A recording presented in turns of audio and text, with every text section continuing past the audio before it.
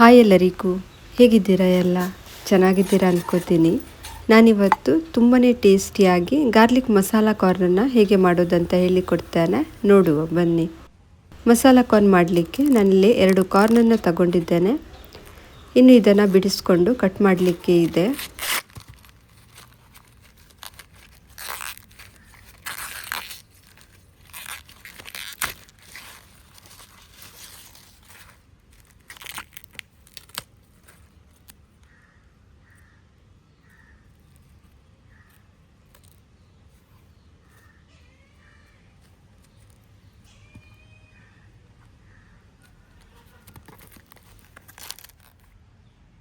ಎರಡು ಸೈಡ್ಸನ್ನು ಕಟ್ ಮಾಡಿ ತೆಗೆದು ಬಿಡಿ.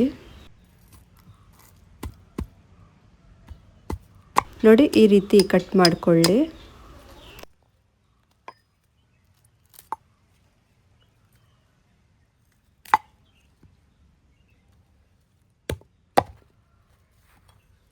ಕಟ್ ಮಾಡಿ ಎಲ್ಲ ತಗೊಂಡಿದ್ದೇನೆ. ಇನ್ನು ಇದನ್ನು ಬೇಯಿಸ್ಕೊಳ್ಳುವ. ನೀರನ್ನು ಹಾಕ್ತಾ ಇದ್ದೇನೆ.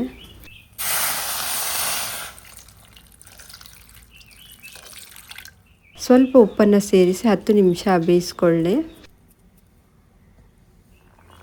ಇದು ಬೆಂದಿದೆ. ಸ್ಟವ್ ಆಫ್ ಮಾಡಿಕೊಳ್ಳುವ. ಇನ್ನು ಒಂದು ಪಾತ್ರೆಗೆ ಸ್ವಲ್ಪ ಆಯಿಲ್ ಅಥವಾ ಇದರ ಬಟರನ್ನು ಹಾಕ್ಕೊಳ್ಳಿ. ಚಿಕ್ಕದಾಗಿ ಕಟ್ ಮಾಡಿಕೊಂಡ ಬೆಳ್ಳುಳ್ಳಿನ ಹಾಕಿ ಸ್ವಲ್ಪ ಫ್ರೈ ಮಾಡಿಕೊಳ್ಳಿ.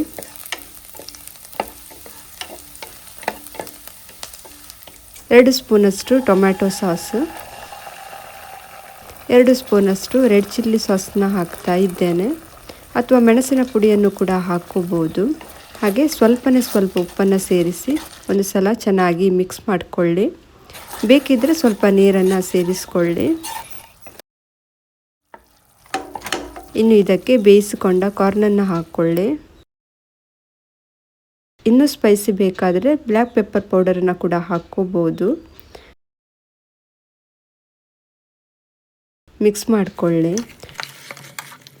ನಾನು ಕಾರ್ನಲ್ಲಿ ತುಂಬ ರೆಸಿಪಿಗಳನ್ನು ಮಾಡಿ ಅಪ್ಲೋಡ್ ಮಾಡಿದ್ದೇನೆ. ನೀವು ನೋಡಿಲ್ಲ ಅಂದರೆ ಚಾನೆಲ್ನಲ್ಲಿ ಚೆಕ್ ಮಾಡಿ.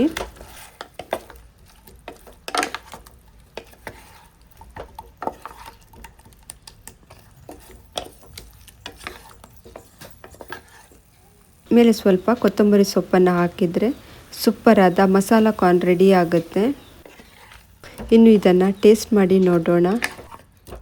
ಸ್ವೀಟ್ ಹಾಗೆ ಸ್ಪೈಸಿಯಾಗಿ ತುಂಬಾ ಚೆನ್ನಾಗಿದೆ. ತಿಂತಾ ಇದ್ದರೆ ತಿಂತಾನೆ ಇರಬೇಕನ್ಸುತ್ತೆ, ಅಷ್ಟು ರುಚಿಯಾಗಿದೆ. ಖಂಡಿತ ನೀವು ಸಹ ಈ ರೆಸಿಪಿನ ಟ್ರೈ ಮಾಡ್ತೀರಾ ಅಂದ್ಕೋತೀನಿ. ಇವತ್ತಿನ ರೆಸಿಪಿ ನಿಮಗೆ ಇಷ್ಟ ಆಗಿದೆ ಅಂದ್ಕೋತೀನಿ. ಇಷ್ಟ ಆದರೆ ಪ್ಲೀಸ್ ಒಂದು ಲೈಕ್ ಮಾಡಿ, ನಿಮ್ಮ ಫ್ಯಾಮಿಲಿ ಫ್ರೆಂಡ್ಸ್ಗೆಲ್ಲ ಶೇರ್ ಮಾಡಿ. ಮತ್ತೆ ಸಿಗ್ತೀನಿ ಒಂದು ಹೊಸ ರೆಸಿಪಿಯೊಂದಿಗೆ. ಅಲ್ಲಿ ತನಕ ಬಾಯ್.